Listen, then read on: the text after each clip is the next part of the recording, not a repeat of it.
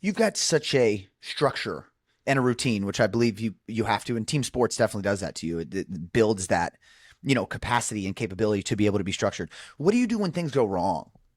What do you do when the kids aren't sleeping well? What do you do when, wife needs you earlier? What do you do when, you show up to the gym and being the owner of a gym, there's something going on, you have to deal with that. Like, how do you handle that? Not only literally, but also emotionally when hey, I've got this big event that I'm training for, but this thing happened and I've got to fix that. Like, how are you able to work through that process? Because I imagine sometimes that's got to be hard. Go to therapy. Yeah. Amen. So Yeah. I see a therapist because I don't do well with that stuff. Yeah. Um, it weighs on me, but at the same time, I'll adjust accordingly. Um, and I know, our son was colic for 6 months, and sleep was awful to the point where my wife is crying. Nobody's getting sleep in the house. Hmm. But I know I'm going to be tired anyways. So whenever he's finally goes down, you know, might be 11 or midnight whenever he wakes up. I got in the car and came to the gym. Um, Yeah. and it's tough. And whenever something goes wrong with the gym, I still, or even at our house, AC just went out, and financially, that's a big issue. And I try my hardest not to weigh on it and not to change things too drastically, but I'll adjust, and maybe instead of doing a 2 hour workout on the weekend, it turns into a 45-minute workout in the garage at the house, or Hmm. something like that.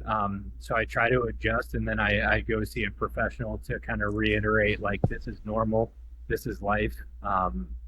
And I try to pride myself in not letting bad stuff happen to me, or not letting the bad stuff that happens to me stop me from my core values, as far Yeah. as what I put first in life.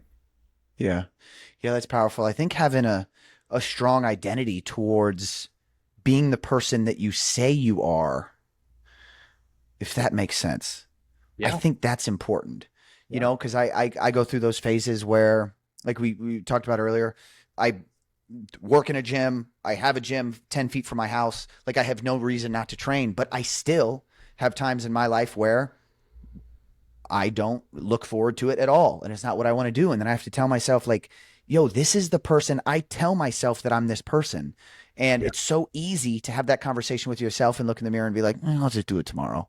I'll just yeah, do it the next day. But I think I'm so strongly tied to the individual who does things to be better and yeah, to challenge himself and step outside of his comfort zone, because it's those are the things that made me successful in my past life as an athlete, and made me successful as a professional football player. And then early on in strength and conditioning, it was like I was just doing the things because I said that I was going to be a person who did this. And we yeah, see when other people are able to make that identity shift between, it's not just I go to the gym, but it's I do these things very consistently. It yeah. it makes it harder to kind of talk yourself out of it and have Yeah. those conversations.